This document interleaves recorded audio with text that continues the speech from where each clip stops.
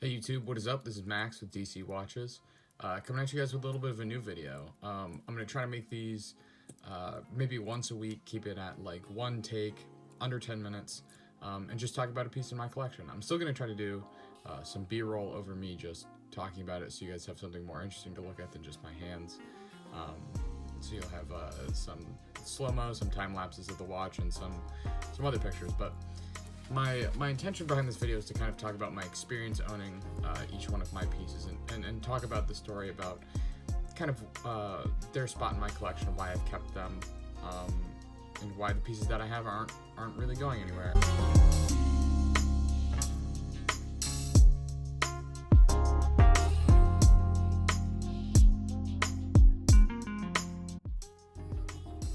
So with the SKX, this watch was given to me by my father, I want to say my junior year of high school, at Christmas.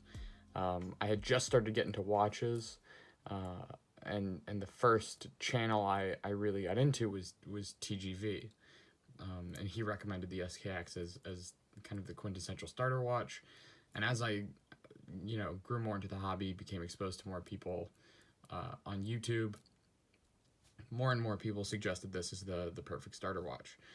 So I asked for this watch for Christmas, and I got it, and this was the mechanical watch that I wore for the vast majority of high school, and this is really what got me started in watch collecting. And it's still the watch that I wear, I would say, the most out of any of the other watches. It's probably tied with my Speedmaster for wrist time. But this watch has been with me through a lot, and I love all the scratches on it because all the scratches on it kind of tell a little bit of a story. There's a huge gash on the lug right there. There's another one right here. That one is a little bit worse. That one, there's a story behind that one that I'll never forget. It was my sophomore year of college, and I was riding my bike down to a gas station to get a snack or something at like midnight or 1 a.m. or something, and I hit a pothole and flipped over my handlebars. And I was wearing this watch, and I scratched the bejesus out of the lug right there. It's kind of a funny memory that I'll never really forget. And then the bezel on this watch, it was the first time I'd ever really tried to mod anything.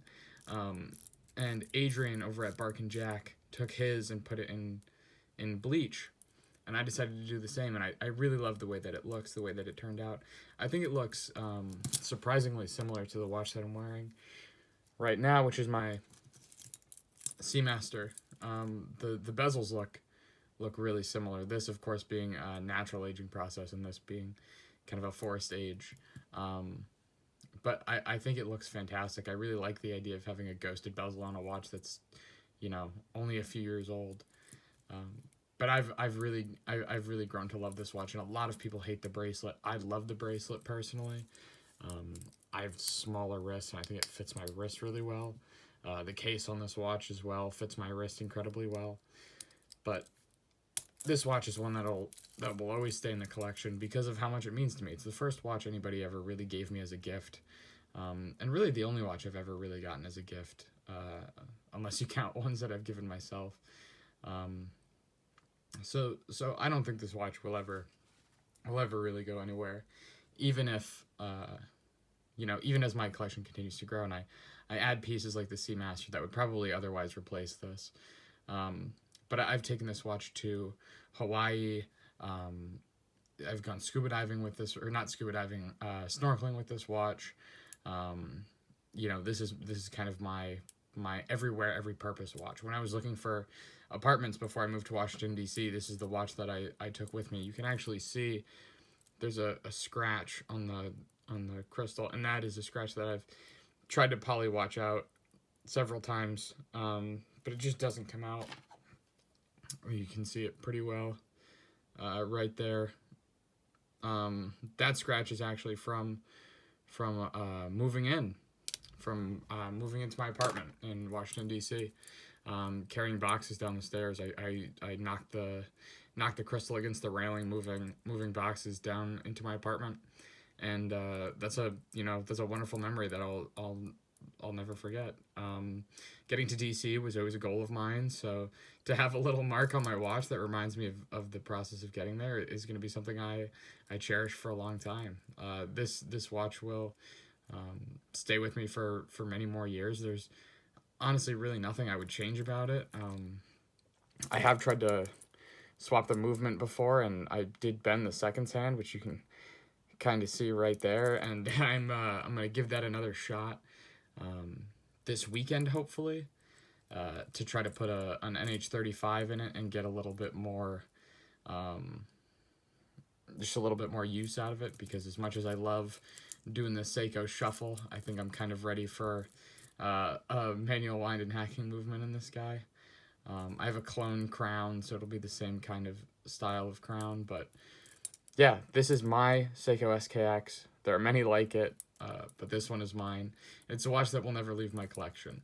I'm hoping to do more of these videos coming up about the Seamaster, the Speedmaster. I might talk about the Nomos a little bit, but that one's still a little new. But yeah, so these are some of my favorite memories with the Seiko SKX 007, and it kind of always reminds me about watch collecting is all about. You know, it's about making memories and having the watch to look back on it and help kind of rekindle those. Thanks so much, guys. This has been Max with DC Watches. I'll see you guys this weekend with another video. Thanks so much for watching. Please don't forget to like, comment, and subscribe.